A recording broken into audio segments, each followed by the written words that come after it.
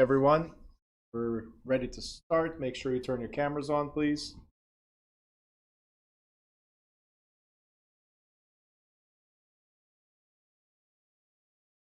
Cameras on.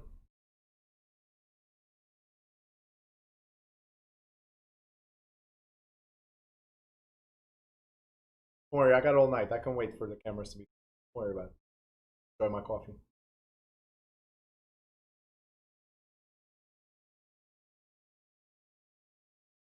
Come on, children, pick it up. Pick it up. I want to see those cameras on. Hey. We're missing. Who we're missing here? Tina, turn on your camera. Lula. Daniela, Joel. Cameras on. I got Nadia, Zeline, Ahmed. Brandon, where are you? I see Earth, but I don't see you. Francesca and Diana. Cool.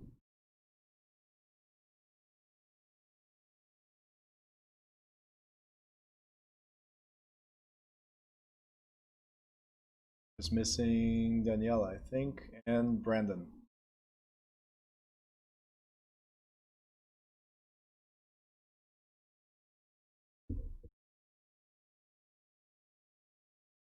All right, we got somebody watching on YouTube. If you're watching on YouTube, you can always ask questions as well. Go through the, not the comments section. I've been noticing that I have a lot of questions in the comments section. I don't go back to it. It's bad. But in the live, there's an option there for live chat. So if you want to ask questions, do it in the live chat. Mr. Badur, do you have more questions, or I'm just giving you time to type them? That's it? Okay. All right, cool. So if anybody has questions, drop them now, please. I'm going to go over Mr. Badur's questions. There you go.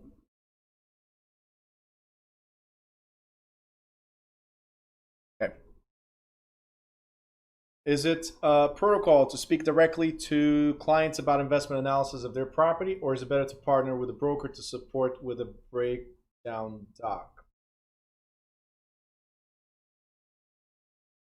Well, you cannot do anything without being part of a brokerage. So you partnering up with a broker, that's a given. You have to be there anyway, right? So the broker is the one that represents a client, not you. So silent. So that being said, the broker should always be there to help you regardless. What I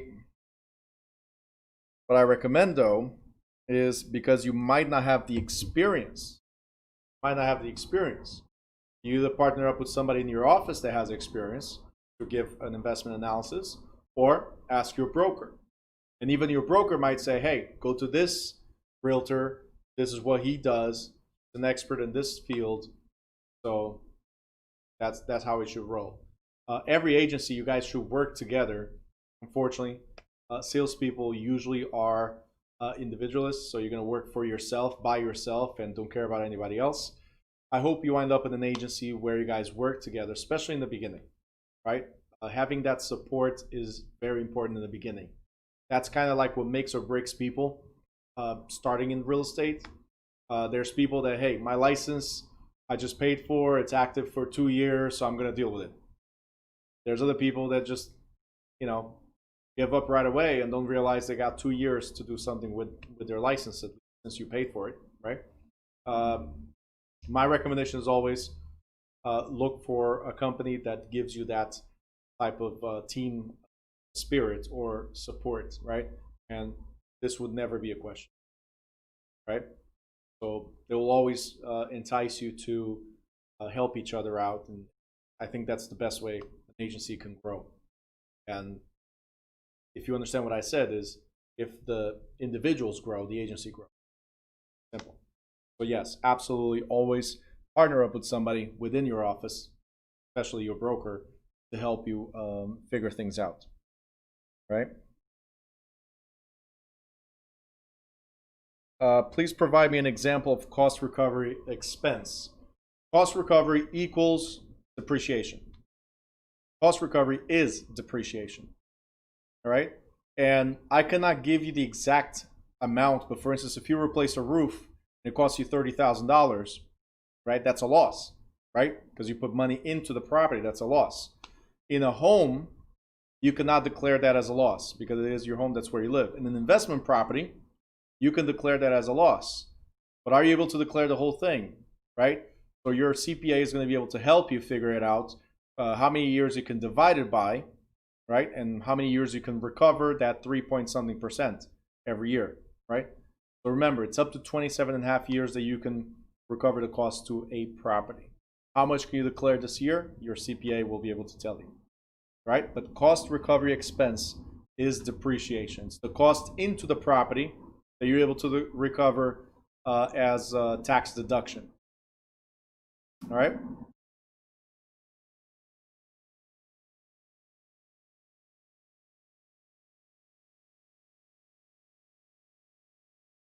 Statutory right of redemption in terms of? What is your question here? In terms of what exactly? Notice that I'm smiling, right? Go ahead.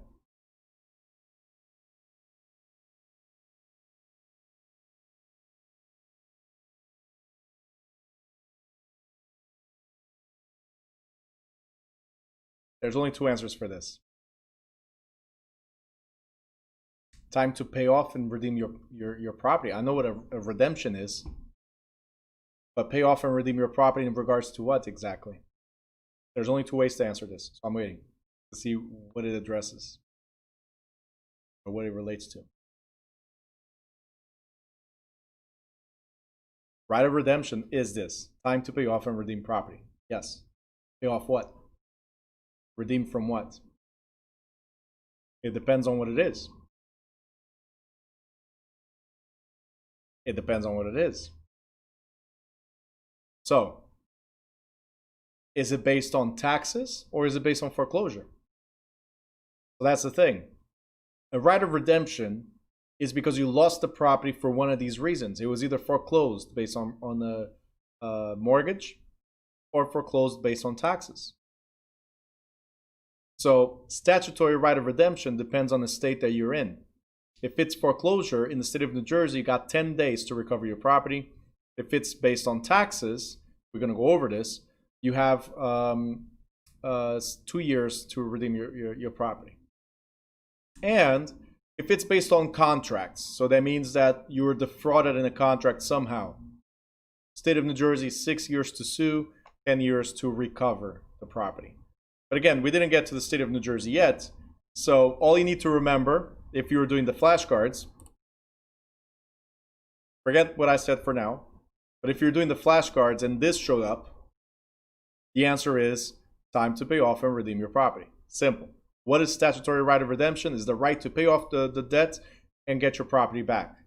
Statutory is based on statutes. If it's based on statutes, it's based on the state. And we still did not get to the state portion, so every state will be different. This is the reason why I started smiling before I got to give you the answer, and I was pulling more info from you. Because you're always ahead of the game. So I just want to make sure, you pump your brakes a little bit. We're getting there. Statutory right of redemption always means the right to pay off and redeem your property, period. Okay, that's what it is. And then each state has their own rules, whether it is to recover based on contract, foreclosure on taxes, or foreclosure on mortgage. Okay?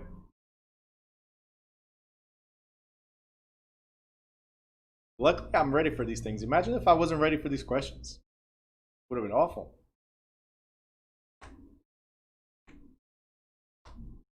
All right. But a lot of good stuff with those questions. I appreciate it. Any other questions, guys?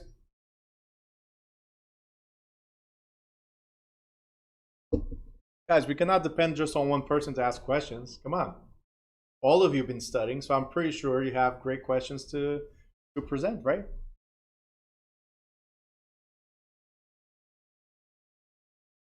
Ooh, we got a morning student just jumped on board. Morning student is listening. She just started this morning and she's like, figure out what's going on with the night class. Not you, Tina. You were the night student during the morning. All right, guys. Anybody else has a question or ready to move forward? Moving forward. All right, cool. So moving forward, here's what we got. Real estate taxation. This is a short, very short chapter. We were supposed to have finished on Friday, but the chapter 18 took a little bit longer, the investments, which is great. And there was a lot of questions there. And I always prefer when there's questions versus no questions, right? Now, real estate taxation. First question is, and this is regardless of being real estate or being income taxation, okay? Taxation, what is it for? Do you guys know why we are taxed? Anybody? Besides corruption, okay? Besides corruption and going to the politicians' pockets and all that stuff, taxation, what is it for? I saw in your face, I knew that's what you're going to answer, so head of the game.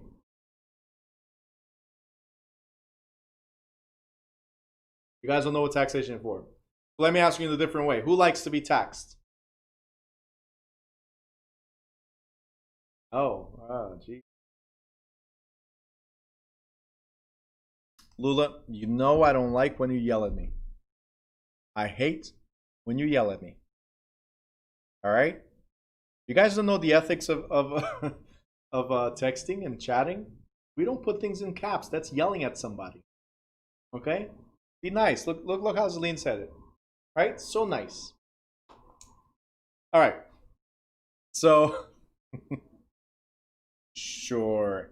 All right. So to pay for things in our community and representations, to pay for public service workers and fix roads and such. So yes and sure. Anyway, so it's to pay for infrastructure. Remember, they don't make any money. Like, it's not a service that they sell. So we pay for taxes, right, in order to have them provide the service for us. All right? Yes, like I said, there is corruption. Corruption exists everywhere, unfortunately. Right? Some cities just go overboard. But yeah. My taxes are high and the roads are still messed up. Well, it's not just for the roads, okay? It's also for policing. It's also for the Board of Education. We're going to see it's to cover a lot of stuff. So maybe they still didn't get to the roads. That's my excuse for your town. But yeah, it's for a lot of reasons. Sometimes they just don't use it for that. All right, but taxation in general, whether it's income tax or real estate tax, is based on, it's pretty much for the infrastructure of the township or infrastructure of the state or even of the country. All right.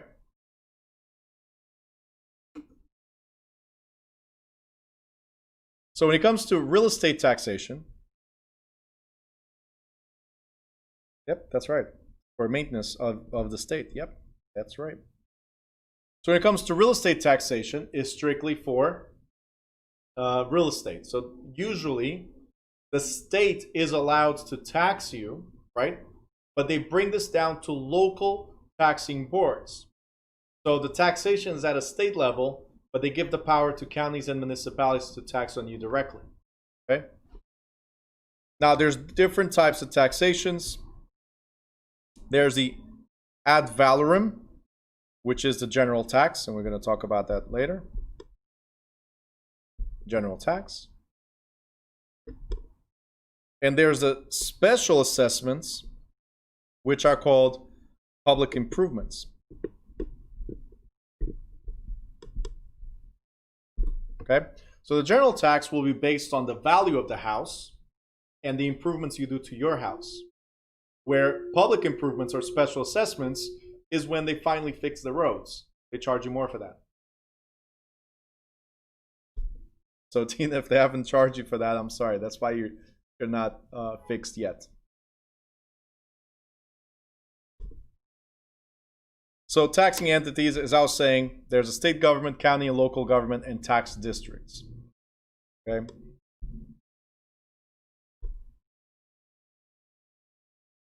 So real estate taxation refers to the taxation of real estate as a property. And real estate property taxes are imposed by taxing entities, or as we call sometimes tax districts. A lot of people make a mistake with the word district, but that's entities or districts, that's what they call it at a county and local level. There's no federal taxes on real property. The Constitution of the United States specifically prohibits such taxes. So the federal government does, however, tax income derived from real property and gains, so that's income tax, realized on the sale of the property. The federal government can impose a tax lien against the property for failure to pay any tax due to the IRS, but they don't have priority. States may legally levy taxes on real property, but most delegate this power to counties, city, townships, and local taxing districts. Some states place limits on how local governments may levy such taxes, and states may impose a tax lien against property for failure to pay any real property taxes, which the state has levied or delegated to local taxing bodies. Now, counties, cities, and municipalities. Special area, we covered that. County, okay, tax districts right here. A property tax bill, which is what you pay, might include tax levies from such districts as the following. These are considered districts or entities. It means exactly the same. You're paying for bridges, highways, nursing homes, so obviously government nursing homes, stormwater management, township, fire district, school district, retirement funds, health services, historical museums, sanatoriums, forest preserves or land management, public libraries, parks, and community colleges. So your taxes go to support all of these, all right? And some of you are probably going to be like, I don't have kids. Why do I have to pay for college, right? And then others are going to be like, well, I have kids, but I don't have parents, so why do I have to pay for nursing homes? And so on. Everybody's going to debate. But I want to put it this way. Several years ago, you would pay for all this individually. Like whatever you needed, a la carte if you want, right? But then how fast do you think emergency services will get to you? If you only paid the bill whenever they were called, and then people did not pay their bills, right? As you know, people don't pay like medical bills sometimes. So they don't pay their bills. So imagine all of these being serviced individually. Now think about this. A few years ago also, recently, and when I say recently, probably like 20 years ago, Cablevision came up with a plan which was called the triple play, right? Where they started bundling services. The point with this is, if you remember, TV service, phone service, and internet service was very expensive if they were individual, right? Now, if you bundle them, you get a few services almost for free. Here's the same thing. They bundled all the services into one. So what we're going to learn is that the government, so the local municipality, is going to figure out how much money is needed for each of these districts, how much money is needed, and they're going to come up with that in one bill for the municipality, and then divide by all the taxing bodies, or I'm sorry, all the taxing properties or taxable properties within the municipality. So, one global bill for everybody in the municipality. Doesn't that make more sense than paying everything individually? Right? Think about it. It'll probably be way more expensive depending on the needs that your property has or your family. Now, in addition to generally established tax districts, a local government authority may establish a special tax district to pay for the cost of a specific improvement or service that benefits the area. For instance, a special tax district may be created to fund extension of municipal water service to a newly incorporated area, unlike a permanent tax district such as school district or the special tax district is temporary, ceasing to exist once all the costs of the project have been paid for. So this special tax district is that special assessment we're going to talk about in a second. Special assessment. And this is when they fix the roads or create new roads or street lights or anything like that that will benefit your property. Now, let's say the cost was $100,000 to your property, right? Because you're the one that benefits the most. To your neighbor, maybe it's 90 and so on. As they're further away from the benefit, lesser they pay. Do you think they're going to tax you all at once, pay this bill all at once? No, they're going to spread over several years. But like it says here, see, the permanent tax district is that general bill that you pay every year. The special tax district or the special assessment or public improvement tax is temporary.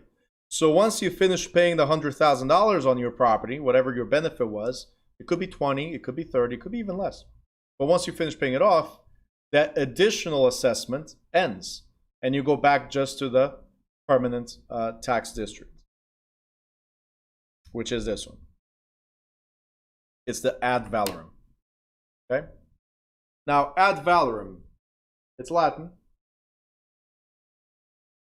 You guys did not know you were in this kind of class, huh? You get to learn about real estate, right? You get to learn about mortgages, which have nothing to do with real estate directly, right? They're indirect. You get good jokes. You get bad jokes, so you have a good time, right? And you get to learn Latin. Can't get better than that. In one of the chapters, we even spoke French.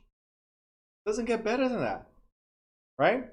I think, quite honestly, I think we should charge way more for this course, right? Because even when you get, correct me if I'm wrong, when you went to school, they had a bunch of different teachers to teach different subjects. And here I am teaching you all these new things, different subjects, right? Anyway, all right, let's go with the ad valorem tax. First of all, ad valorem tax is the general taxes. General taxes. And ad valorem is Latin, that means according. That's the AD, according to value. Okay? According to value. So that's the direct translation. Did anybody learn Latin in school? Anybody? Nobody? All right, cool. So I can say whatever I want and you just have to believe me. Right? Cool. So ad valorem means ad for according and valorem value. All right? Cool. That's it. General property taxes levied on an ad valorem basis, meaning that they are based on the assessed value. So according to value, but it's not any value. It's not any value. It's not the market value. It's an assessed value. All right? So one thing you guys need to remember is that general property taxes are based on assessed value. Write this somewhere. They're based on assessed value, not market value.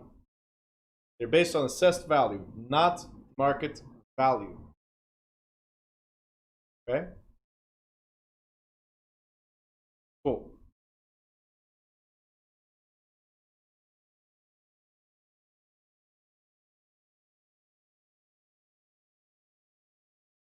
Now, how do they figure out assessed value? So assessed value is determined according to state law, usually by a county or township assessor or appraiser. So they determine what the value is. It's not you, it's not me, sorry, it's not the market. So buyers don't determine this value, right? The actual tax, though based on assessed value, may be derived as a legislative percentage of the assessed value. Land and improvements may be assessed separately. Usually they are. Like here in New Jersey, everywhere. There's the land assessed value, and then there's the building or the improvement assessed value. And then they give you a total assessed value. Okay? Ad valorem taxes or general taxes, they are paid annually. This is the one that never ends. It's a perpetual lien against your property. Okay? Different than the bank appraiser? Yes. These appraisers have nothing to do with mortgages. These are appraisers hired by the township to figure out the value. And by the way, appraisers are not always hired. They're only hired to reassess values. Most of the times, tax assessors are people just do like data clerks. They just do data entry, and whatever the calculations that were given to them in that particular municipality, data entry, and here's your new bill. That's why we can do something called tax appeal, which we're going to talk about in a little bit. Because they are not appraisers, they are not professionals in market value. Makes it easy for us to say, too high, let's drop this value. Right? Makes it easier for us. Right? Now we're going to talk about tax-based totaling. Okay? Tax base, before we go there, tax base could also be called total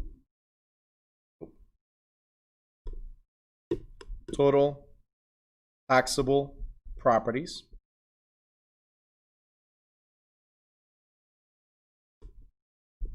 Okay? It can also be called assessment roll.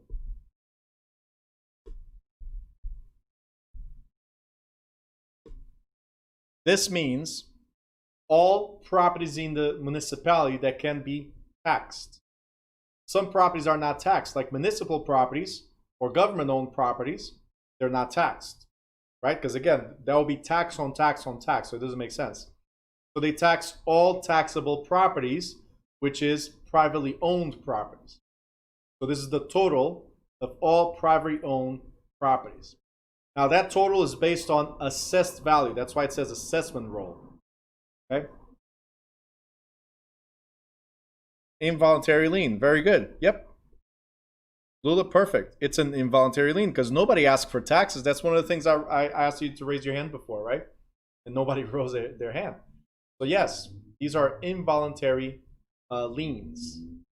It's against your property and you never asked for it. These are actually involuntary, unrecorded liens. Okay?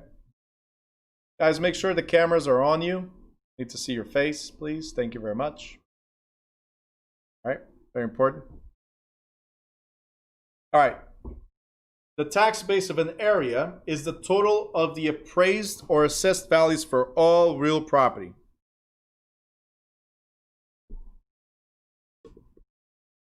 Okay, total of the appraised or assessed values of all real property within the area's boundaries, excluding partially or totally exempt properties like municipal properties.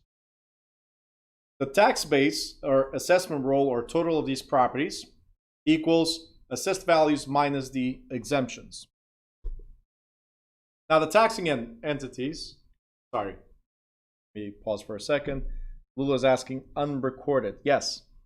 Taxes are not recorded in public records. So public records, the reason why I said that is because public records, right, there's City Hall.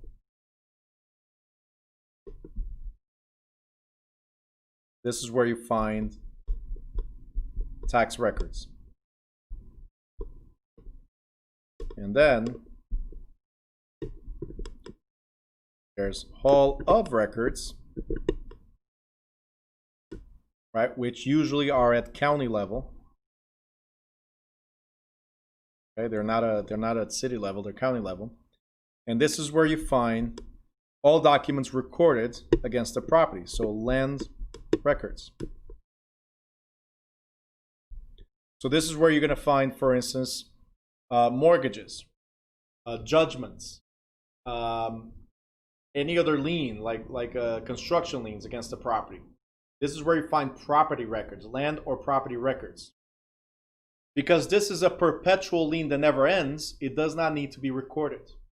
We only record stuff to make a position, to say, hey, I'm here, right? I'm first mortgage, I'm second mortgage, I'm third mortgage. The deed, yes, like you wrote, the deed is something to establish that you have a presence there. Where taxes, no, taxes are always there regardless, and everybody has a clear understanding of that. The taxes will always be there. Everything else needs to be recorded to claim your spot. That's what it is. So when you file your deed, you claim your spot. When the bank files the mortgage lien, they claim their spot. When the construction you did not pay for files a lien against the property, they claim their spot, and so on. So that's what goes on land records. Okay? That's why taxes are unrecorded liens. They don't need to be recorded. Right? And there might be a question in the school or state exam, so that's why I mentioned involuntary, unrecorded liens. Okay?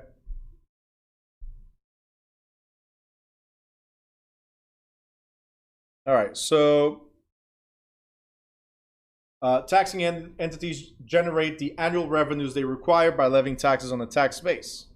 So annual revenues, like I said, we need to figure out how much money all those districts need. It's called fundraising. We have our budget for next year, right? Let's say I'm the Board of Education. Our budget for next year is $10 million, as an example. And then here comes the fire department and says our budget for next year is $5 million, and so on. And we keep on adding all of these until we figure out the total that's needed, the total amount needed. Once we figure out the total, we're going to look at the revenue that we have by other means, like the tickets that you get. Every time you get a parking ticket, guess what that is? It's called fundraising. The city needs money, so they issue a parking ticket. You go to the library, and let's say you pay for something there to make a copy. You don't pay for the book, but you pay to make a copy, right? Fundraising. You go to City Hall to apply for a permit. Guess what that is? Fundraising. And all these fees that we pay in the municipality, they're fundraising, and they're going to go towards the total revenue, right, that comes in. So we have a budget, we have revenue. If revenue is lower than the budget, and usually it is, if revenue is lower than the budget, then that difference, that gap right here, is what we're going to tax you on. That's what we're going to try to collect from the homeowners. You understand so far? So we figure out how much money comes in, right? And this includes donations, by the way. When they call you, fire department, for instance, or police department, hey, would you like to donate, right? And you guys hang up? Yeah. So every time you guys hang up, it's less money they get, and it's more money you get taxed on. So either way, you're going to pay. So choose one. They need to meet their goals. That's what it is. The city council, well, the taxing body for the city, right, will collect all this information from these entities. So yes, it'll go to the city council level. They need to figure out if the taxes are too much. Do they do budget cuts?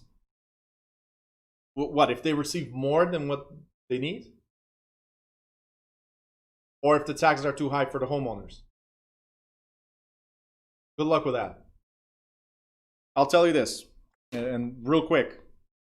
A few years ago, I had a friend of mine, right, comes to me and said his wife used to work for me. He comes to me and goes like, Bruno, in Elizabeth, Bruno, my taxes went up $3,000. I was paying $12,000, it went up to $15,000 in 1 year. That's a ridiculous increase. And I said, sure is. Did you go there and ask why? So the year before, they caught the Board of Education had stolen a bunch of money. So they built a bunch of new schools in Elizabeth, New Jersey. They built a bunch of new schools. And whoever was in the Board of Education that approved these constructions, right, because it was needed, and it was actually needed, it still is needed, right? Whoever approved put enough cushion there so that their cousins, who were the owners of the construction companies, their cousins would get paid a little bit more and then give them the retirement money on the side. You understand? And guess who pays for that? Instead of suing the people that were in front of the Board of Education and getting the money from them, no. They relayed that expense onto the homeowners. So the taxes went up, and this is exactly what they told them. Well, yeah, you're paying $3,000 more because this happened with the Board of Education. And we're like, what does that have to do with me? Well, unfortunately, you're a homeowner here, and because we don't generate income, it has to come from you guys, whatever the difference is. So, yeah, when corruption exists, oh, he moved. He's now in Portugal. He retired. Says, nope, I'm done. I'm out. So they retired. They're both in Portugal and living the best time of their life. But anyway, so that's the whole management of a city. They work based on your money. And yes, when corruption exists, can you sue the city? Right? You can sue the city, but go ahead and try to win a case like this. My taxes went up 3,000. Unless everybody, you're Portuguese too? Sucks for you, right? I'm Portuguese too. I'm just kidding. I'm just kidding. All right. So, what was I saying? So unless you do like we did here in Newark. In Newark, every single ward got together. The majority of the homeowners got together and went to their councilman, or whatever ward they belong. They went to their councilman and put so much pressure that they had to bring this to the city, right? And the city had to drop. They reassessed all the properties and dropped almost 32% in the taxes, right? So it's something we have to remember, right? A lot of people forget. We have the Constitution, which says we the people, right? It doesn't say we the government. It says we the people. But because we the people don't get together enough for things that really matter, but we can get together for all the things that don't matter, right? That's why corruption keeps on existing, right? Unfortunately, that's the I was going to say something else, but that's the truth, period, right? Prove me wrong, you know? People get together for the wrong things, but never to do a positive movement that will benefit them, right? Have you noticed that? I mean, you'll make comments on Facebook, Instagram, all social media, or even create chat groups between you guys, right? But nobody actually gets together and takes action, positive action, not negative, because there's a lot of negative action we've seen over the past couple of years. A lot of negative action. We're talking about positive action. Not everybody does. And that's why we always lose. And the government gets to win, right? So, can we dispute the fact that taxes are too high? Yes, we can. You want to win? Put something on paper or as a group, and things will happen. Okay? Very important. So, going back to this. Tax rates, or millage rates, and not mileage, millage, I'll talk about mills in a second, determines how much of a tax levy the tax base will receive. So the tax rate for each taxing body or entity is calculated by dividing the amount of revenue required by the tax base. So this rate is then applied to the taxable rate of each individual real property to determine its tax levy. So we should have the math, oh, it's in a different chapter, I'm sorry. I'll explain this real quick. The way it works is, for instance, I have to raise $10 million to meet that deficit in the budget. $10 million, okay? That's how much we need to raise for next year. It's not for this year, it's next year. This year is already set. Now,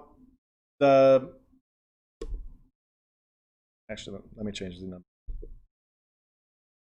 Be simple. We need to raise 300,000. It will be smaller numbers to calculate. So $300,000 is the deficit, and then 10 million is the taxable properties, also known as tax base, or as I said, assessment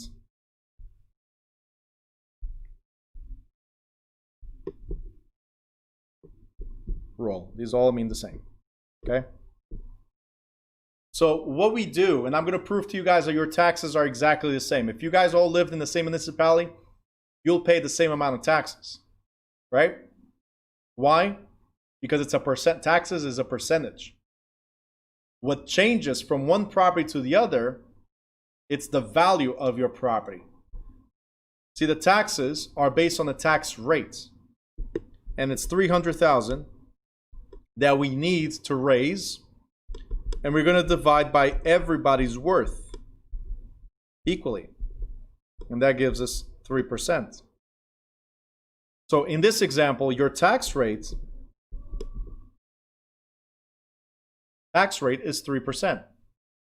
A lot of people fight me on this, like, Bruno, no, I pay more taxes than the other person. How can you say the taxes are the same? The taxes are the same because the taxes are 3%. And they're like, no, that's the tax rate. No, those are the taxes. That your property is worth more or less, it will affect your tax bill. You got it? So if your property is worth $100,000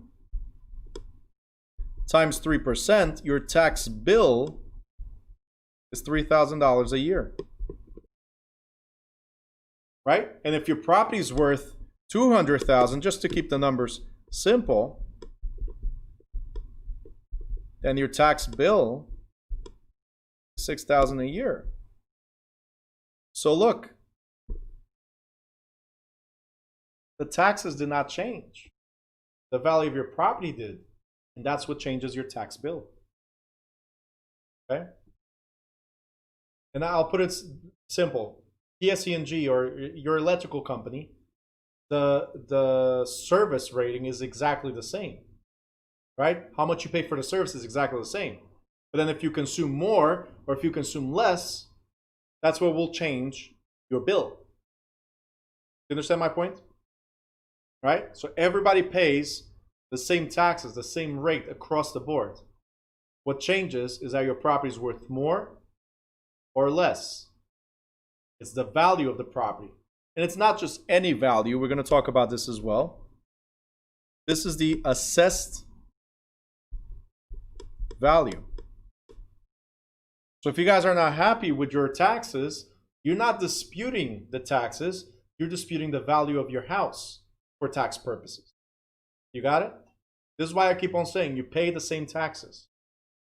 Tax bill might be different because of your assessed value. So dispute the assessed value. That's the only thing you can do, not this. Okay? Because they have 2 streets to take care of.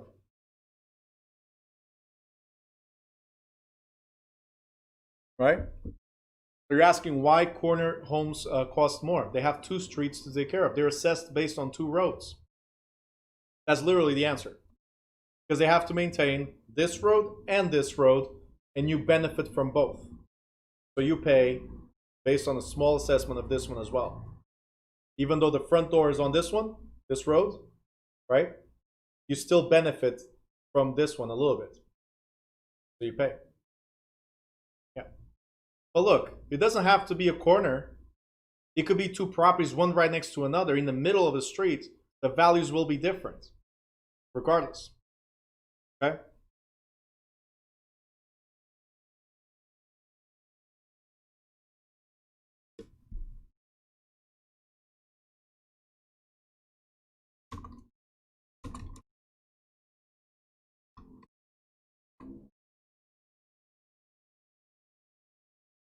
All right. So somebody just asked in the group chat, does anybody else have 120 questions in the state exam? In New Jersey, there's 110 questions. They give you an extra 10 that have no value whatsoever, right? So the test, even if you ever fail for any reason, it will show you got X amount of questions right out of 110. Okay, so the extra 10 is just really there to kind of help you, actually, right? Because those 10 sometimes are the repeated questions, right? And sometimes the answer for question number 2 is going to be on question number 80. And those are the ones that might not have value. They're the same question, and it's just to help you, right? Joel, yes, everything depends on location of the property, but also depends, because like I said, it could be 2 properties right next to each other in the middle of the street. it also depends on the property itself and its value. See, your house might have 3 bedrooms, mine has 2. Your house might have a pool, mine has none. Mine might have a garage and yours doesn't. So it offsets values. They're all different. Okay? So, value assessment. Counties or township officers called assessors or appraisers value the real property within their jurisdiction for purposes of levying taxes. Right? This taxation process results in an assessed value. Now, assessment practices, they differ or are different from state to state. Each state has their own way of taxation. In many states, assessed value does not reflect the market value that an appraiser for other purposes might aim to estimate. For instance, in some areas, assessors use the sales comparison approach to assess the value of land and cost approach to value improvements. So, in the state of New Jersey, for instance, we'll talk about this when we get to the New Jersey portion. In the state of New Jersey, we try to assess at 100% of market value, but it's impossible.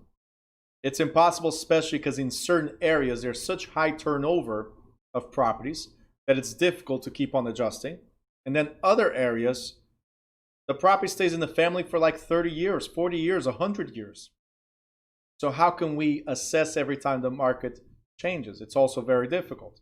So sometimes we need to bring an actual appraisal, an outside appraisal firm, to give value to the property or bring everything to current market values. All right.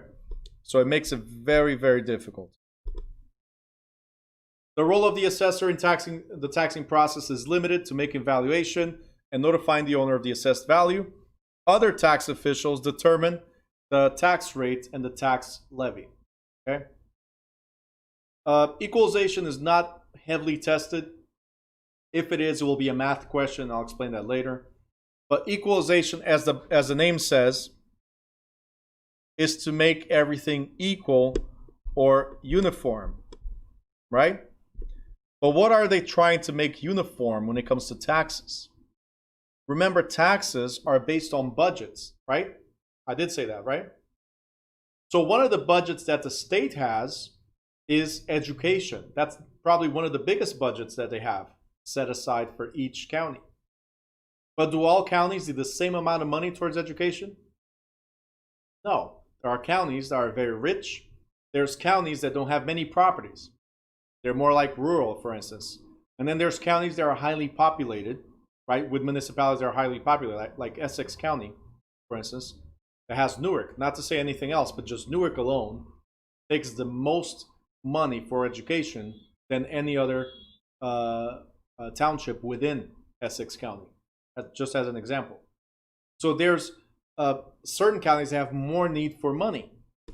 And what they do is, right, what they do is figure out, okay, the state has $1 billion for education, as an example. $1 billion for education. Am I going to give equally to every county? No. So the equalization in this sense is to figure out who gets the most and who gets the least and balance things out based on property values. Because obviously, if you're in an area where property values are all in the millions, do you think they need help or grants from the state for education? Most likely not. If you're in an area where properties are in the millions, then the population is way less than areas where the property is in the hundreds of thousands. Does that make sense, guys? So equalization is to make sure that the money spread according to what is needed. That's pretty much what it is. So they establish equalization factors. That's the state, is not you.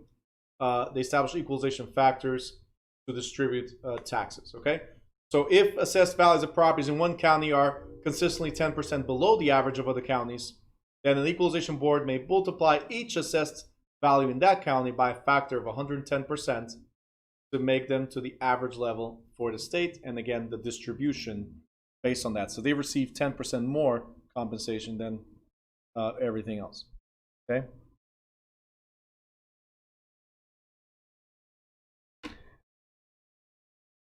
So the assessed value is not based on the tax dollar.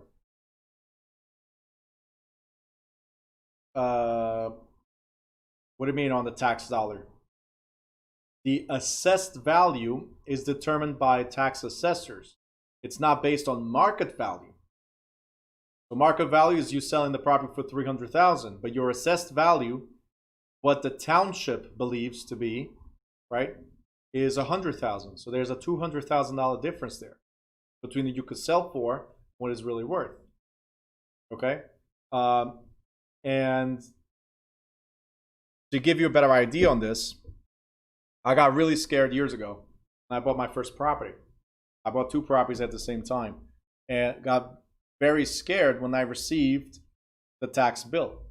All right. Why did I get scared? I got scared that I got scammed. It was my first properties, and the properties I bought them for 300 something thousand, 2 families each, 300 something thousand, right? And here comes the tax bill that says my property is worth 120 or 130, something like that. I bought for 330, one of them, 340 or 350 the other one. And my tax bills are below 130. That I can guarantee. It was somewhere below 130. I thought I got scammed. Your property value is 130. $200,000 less. Right? So that's when I learned very quickly that it's okay to have a really, really low value. Actually, the lower the value, the better it is, because you pay less taxes. Because taxes are based on the assessed value, not based on market value. All right? So my taxes, I even told the lady when I got there, like, what happened? What is this? Like, I was panicking. I got scammed, $200 on each property. That's $400,000, and I'm paying for it. Right? This is not a car where you get scammed and there's nothing you can do, right? So I got there and I said, okay, well, what is this? And the lady explained to me, right, at City Hall here in Newark. Explained to me. This is what we assess your property at for tax purposes. Okay? It's different than trying to sell the property. So if you were to sell the property, market value determines that. What we determine is what your property is worth to the city for tax purposes. That's it. It's 2 separate values. Just go with that. It's 2 separate values. Now, can you appeal it? You can appeal it if you think that's too high. For me, I wanted to make it even lower, right? If I could, right? But yes, you can always appeal your taxes. If you feel your taxes are too high, just remember they're based on assessed value. So when you're going to appeal, since you're asking right here, when you're going to appeal, make sure you have solid data. So you have either a realtor that knows how to do market valuations, or you have an appraiser, which is the best option. Have an appraiser that will do it for tax purposes. I don't want an appraisal done for selling purposes. I want an appraisal done for tax purposes. That means they're going to look for the lowest possible value of that property. Okay? If it's for selling purposes, I want the highest possible value. Does that make sense? All right? And even the reports are different. At the end of a report for selling purposes, it's going to say, it is my professional opinion, the appraiser, it is my professional opinion that this property is worth X amount of dollars for selling purposes. For taxation purposes, it is my professional opinion that this property is overpaying by X amount of dollars because it's worth X amount of dollars or Y amount of dollars. Does that make sense? So it's 2 separate reports depending on their intent, right? So yes, you can appeal it.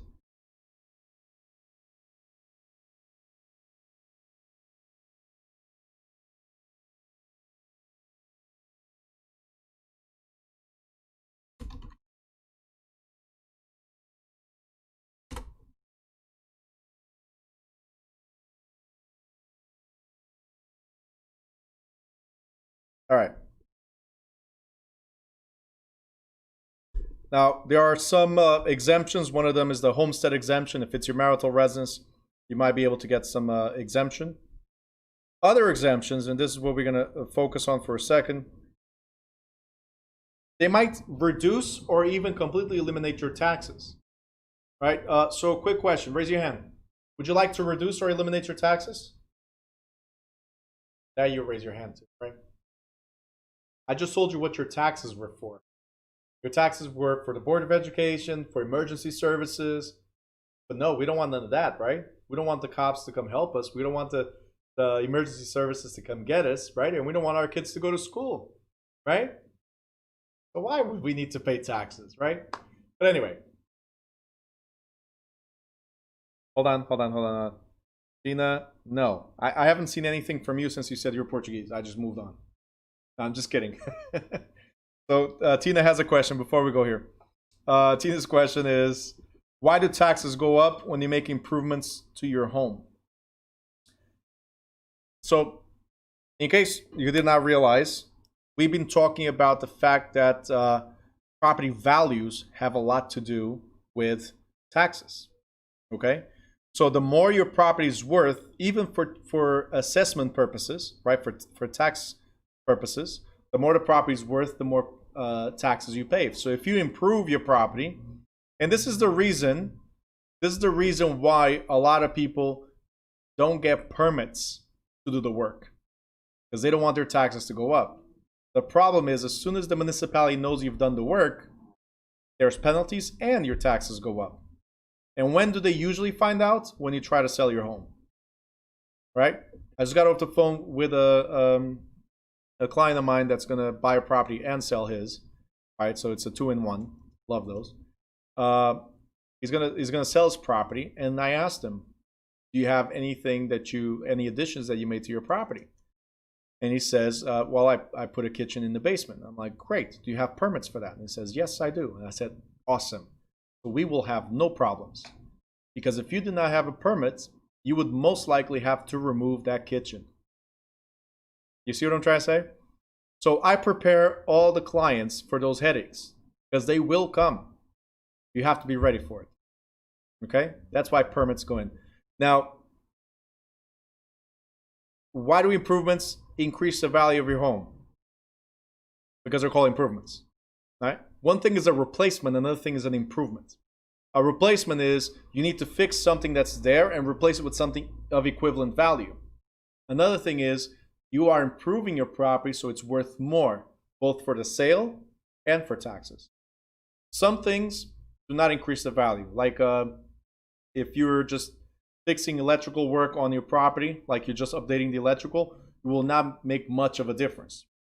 But if you put a brand new bathroom, if you make big changes to your property, if you finish a basement, if you expand your house somehow, raise the roof, whatever, right? Those will increase the value of your property. If you put a pool, increases the value of your property, and so on, right? You still pay taxes if you improve it to sell. That has nothing to do with selling or not. What if you don't sell? Marty, I knew you were Portuguese. You had to. These questions are typical Portuguese questions. We're going to fix the whole house, especially over the weekend when the inspectors are home, right? We're going to do it all over the weekend so nobody comes and complain. And when they knock at the door, it's all done. This is the Portuguese way, I'm telling you. I have a friend of mine, he owns a construction company, and he does the whole framing. I kid you not. The whole framing of a property over the weekend. So by the time it's done, there's nothing that the inspectors can, what are they going to say? Hey, knock everything down and start all over? Most of the times they don't say that. They just tell them to correct a few things, but it's already done. I'm telling you, he made a ton of money with this. He would hire like 20, 30 people if he had to over the weekend. But he'll get it done like that. Crazy stuff. And yes, Portuguese. Anyway, where were we? Exemptions. How to pay less. How to pay less or not pay anything at all. So one of the ways to not pay, right, is having a government-owned property. Okay? So if you move into the White House, the good thing is you don't pay property taxes, as an example. Aside from other taxes, but property taxes. Or one of the things you can do is own a nonprofit organization. So if it's a religious, not-for-profit, or charitable organization, you don't pay taxes at all. You're totally exempt from property taxes. All right, so that's the second way. The third way is being a veteran, for instance, right? But there's also exemptions or reductions on your taxes if you are a senior citizen, widow, or disabled individuals. And then this, of course, goes state by state. These are across the board, most likely, and these are state by state, how much they will reduce on your taxes. Got it?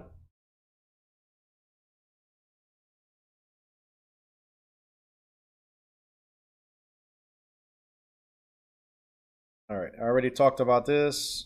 Annual budgets, tax rate. The calculations I already showed you guys. Tax rate or millage rate, because depending on where you are. By the way, we're on page, just so you guys know, we're on page 291.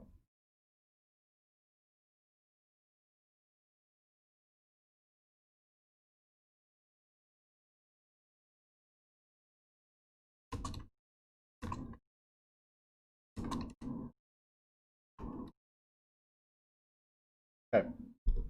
So depending on where you are, they'll treat your taxes based on the millage or mills, or tax rate, which will be based on dollars per hundred. This I already explained. Oh, they actually come up with 3% as well. But mills, a mill is 1/1000 of a dollar. So 30 mills is the same thing as $3 per hundred, same thing as $30 per thousand, or 3%. Because 1 mil is 0.001. This is 1 mil. Okay?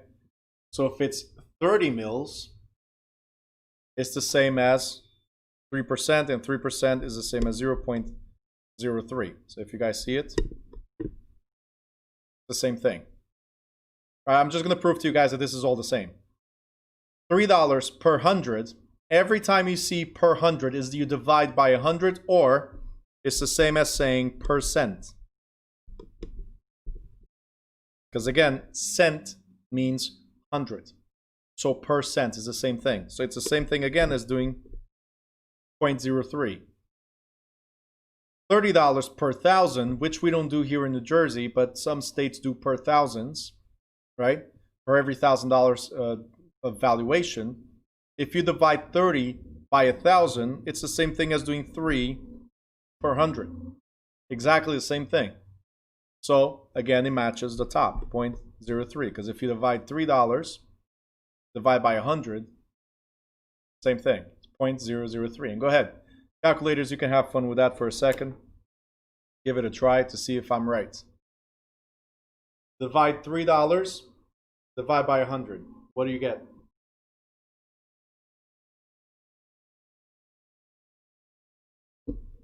This is the trick, by the way. If you always bring it down to 100, it's the same thing as cent.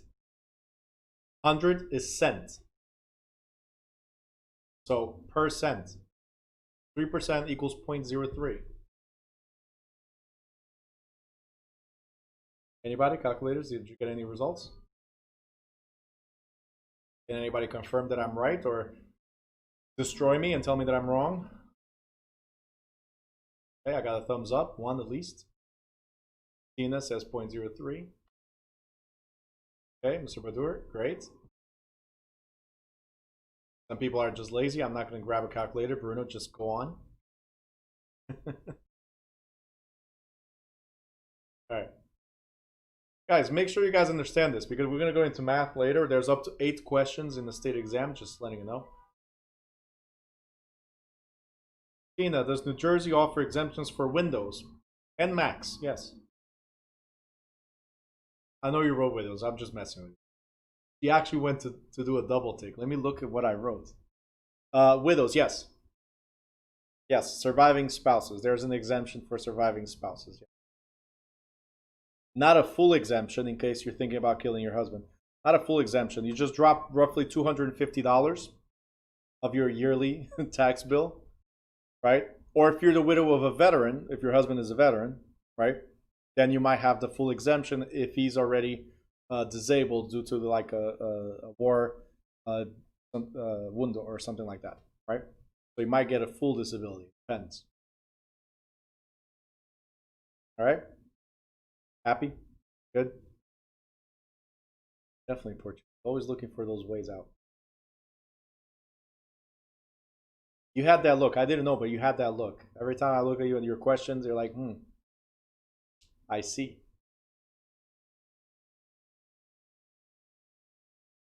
All right. Do these all match? You guys are good with this?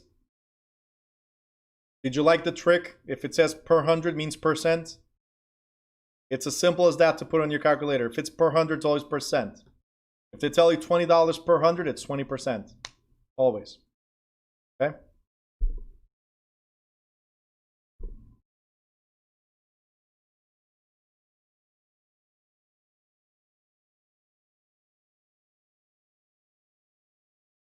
All right, I already talked about this, how much you pay. This is just an example right here. State exam never goes in this detail. Taxable value, school tax, taxable value, like per county, doesn't go like in this detail. They'll tell you property value, tax bill, right? Here in New Jersey. If it's other states, and we'll go to the state portion when we get there. So other states, they might ask you separately. But state of New Jersey, you get a full bill. There's no questioning of what goes to where. You can ask, it's called a CAFR report. You can ask a detailed bill of where your money went to. Okay, it's called a CAFR report. It's a city annual financial report. Like if you want to question, why do I pay $15,000? Right? You go to the city website. Usually they have this available because it has to be available to the public. If it's not available on the website, you can go to City Hall and ask for it, right? But the city annual financial report, because again, we the people, and it's our finances. So you can always dispute. Why am I paying so much for this? Why am I paying so much for that? Okay. All right, special easements, I already talked about it.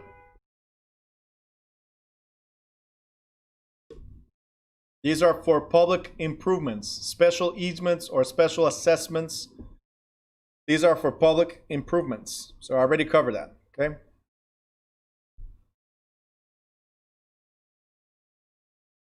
We talked about this already also, right? When Lula asked if there was an involuntary tax lien, I said yes, involuntary lien, because we don't ask for it, right? And here it goes, enforcement. It's the last thing we're going to cover in this chapter before we move on to the next one. So, the sale of tax certificates. Let's say you don't pay your taxes. Every state has their own rules regarding this as well. But if the taxes remain unpaid for a certain period of time, determined by state law, the tax collecting agency may enforce the tax lien in several ways, depending on what the law prescribes. Okay? Some states, what they do is sell tax certificates. Like here in New Jersey, we sell tax certificates. Now, I want you to focus on the word certificate before we go anywhere else. If it's a certificate, right? Let's think about this. I'm going to give you a $100 certificate to go to a restaurant here in Newark, right? As an example, I'm going to give you a $100 certificate. Does that mean you can go to the restaurant and redeem the certificate? Yeah, it's a certificate. It's a voucher. You can go there and it's worth $100, so you don't have to pay. You go there and redeem it, right? Now, what if I put in that certificate that it's only value, it can only be redeemed on Valentine's Day? Can you go there today and redeem the certificate? Can you use the certificate today? No, because today is November 16th, so it's not Valentine's Day, right? So you have to wait until, right, Valentine's Day to be able to redeem the certificate. So here's the same thing, guys. Every time you own a certificate, like a 401k, for instance, is a certificate, company money, right? So you guys, in case you guys don't know, It's not your money, it's company money. You're giving them money for them to invest, and hopefully there's money for you to redeem by the time you reach the age of 59 and a half. You have to wait until that time or pay penalties. Does that make sense? So here's the same thing. Tax certificate. Tax certificates. It allows you, when you purchase the taxes, it allows you to hold a certificate, but you cannot do anything until, for instance, here in New Jersey, until 2 years later. At that point, you apply for a tax deed. It's when you foreclose, right, on the current owner and tell them, hey, bye-bye, I paid your taxes, you did not pay me back, so now the property's mine. All right? So you have a certificate, but you cannot use or occupy the property, and you do not have legal title until the redemption period gets here. Mr. Badur, did you remember this question? All right. The right of redemption. The statutory right of redemption depends on each state. Here in New Jersey, 2 years.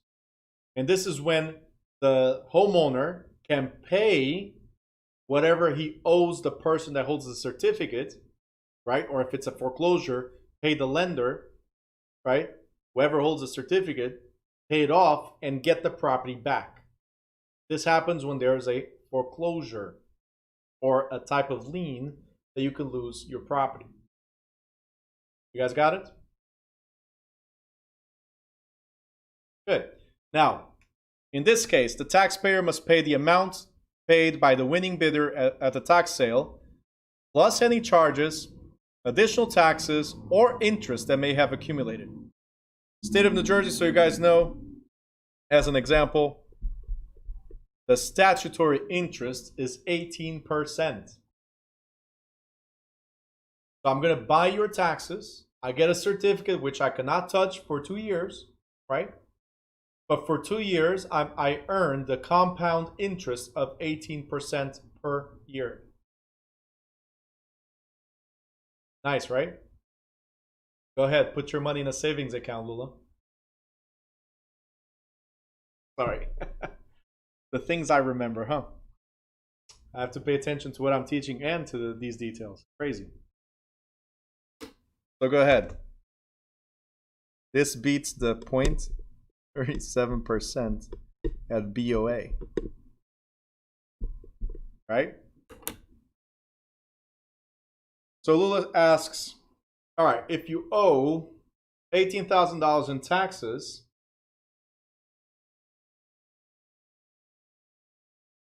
if you owe $18,000 in taxes, can you lose your home worth $300,000? Absolutely. And the bank that has a lien against the property could also lose the lien. Now, I'm going to show you guys real quick so we can end this. Not only in America, in fact, in most countries, there's a law regarding this. Marco, I see your question there. Just give me 1 second. I'll answer you in a second. Good seeing you, bud. All right, so what was I saying? This scenario is a win-win-win situation. Think about it this way.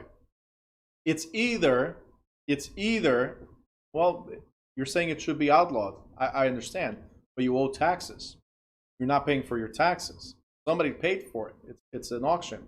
Just like if you don't pay $6,000 if you don't pay $6,000 to the bank, they'll come and foreclose on the whole thing, on the whole $300,000 you owe them instead of the $6,000, and they want to recover the whole thing, right? It's a bill that you have to pay. But there's 3 types of wins here. It's either the homeowner pays with charges, additional taxes and interest and so on, or the bank says, wait, we're going to lose a $300,000 lien because of $15,000 taxes? No, we're paying. So the bank will pay you this, right? Or third option, neither one of them pays you and you get the house. So for the investor of a tax certificate, it's a win-win-win situation. Okay? So there's a lot of people that specialize as investors in these types of liens. Now, I have to say something real quick. You're saying it should be outlawed, right, Lula? That's what you're saying. I agree with you in one sense. If the property is occupied, you should never, because this is karma. Karma, I believe strongly in karma. What goes around comes around. So if you do bad things will happen to you eventually, right? But if the property is occupied and you go there and win the taxes, and you foreclose and take a family out of that house because you bought the taxes, that's bad practice, right? But business is business. Some people don't care. I do care. If I see a property that's vacant, that's abandoned. Remember we talked about adverse possession, right? In the state of New Jersey, it's 20 years or 30 years for adverse possession, depending on the property. 30 years. You're going to wait 30 years or 20 years for adverse possession? No. You buy the taxes and you knock it down to 2 years. In 2 years, you can have that property. But again, if it's an abandoned, a vacant property, clearly vacant, you've tried to get a hold of this owner, nobody gets back to you, then I see no problem with doing this, because you know if you don't do it, somebody else will, right? It's not as bad in this sense. But if it's occupied, it's just like these banks doing foreclosure, right? They don't care. They're merciless. They just treat it as business. They're cold, right? But yeah, but if you have a senior citizen that's in the hospital, well, somebody should be responsible for the property. There should be some type of notification, or somebody, again, held responsible, somebody that's getting the mail. For 2 years, citizens in the hospital not collecting one bill or one letter and replying to one, then somebody should be handling it. Does that make sense? But that's a very random scenario. Most of the times, these are people that abandon the property for several reasons, right? I just try not to go after people that actually live in the property. So I'll examine before I buy. Some people really don't care. All right, Marco, if you're there, to answer the state and school exam, yes, they're done online. Right now, there's options to do everything online.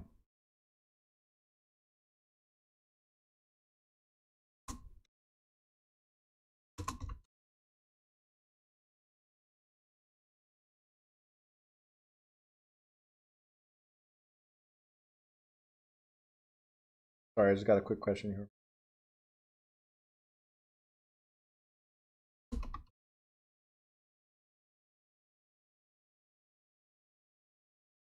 We have morning students interrupting evening classes. It's terrible. Anyway, so where were we? This is a tax lien enforcement. Unpaid taxes. They sell the tax certificate. You then, after 2 years, apply for a tax deed or do a tax foreclosure or if they can redeem, they can issue the tax deed, and then there's a title transfer. If the homeowner redeems, they pay you it off. You don't get the property, but you get your money. If they don't redeem, the tax deed is going to be issued, right? And the title transfers to you. Okay. That is it, guys, for chapter 19. Any questions?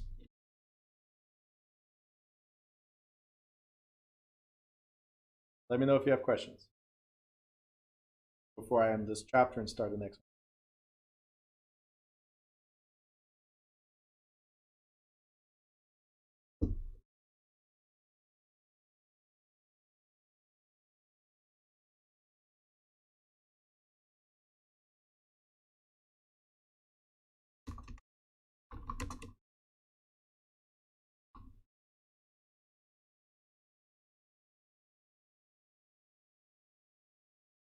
So as long as a person pays back, let me go here. As long as a person pays back, they can get their property back, correct? Yes, that's called redemption. That's what I was showing you right here, yes? But don't forget they have to pay back, right? This was it. So there's a tax sale, a tax foreclosure, they have 2 years to redeem. But don't forget they have to pay back with interest, legal charges, right? Any other penalties that might be there, and current taxes. So they have to get current with their bill. That's the only way to redeem the property. Okay.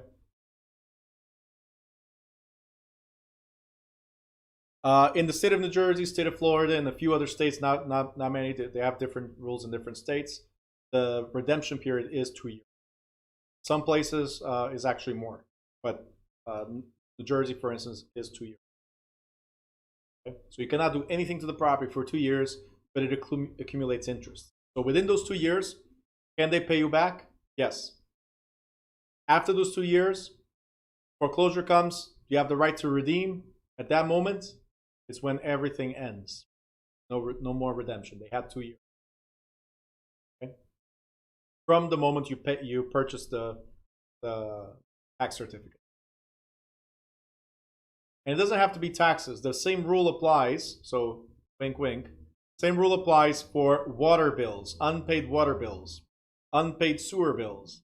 Whatever is municipal bills, you guys can go and buy as well. Sometimes it's like $1,000, $2,000 instead of $15,000. Just saying. And it's not like you're going to get the property, most likely, but at least you get your 18% on your money. Whatever's municipal. Whatever's municipal, not whatever's attached to the property. Whatever's municipal bills. So water, sewer, whatever, yeah. Because attached to the property could be a fence and your neighbor. And their bills don't affect your property. I'm serious though. Like, whatever's municipal, there's an auction.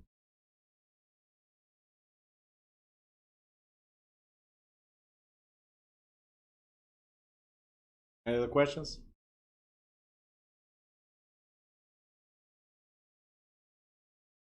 All right, so if there's no questions, we're going to end this part. It's 7:03, guys. I'm going to give you guys 12 minutes, so 7:15, we will be back. And YouTubers, I'm going to close this session. I'll open one right after, okay? See you guys in a bit.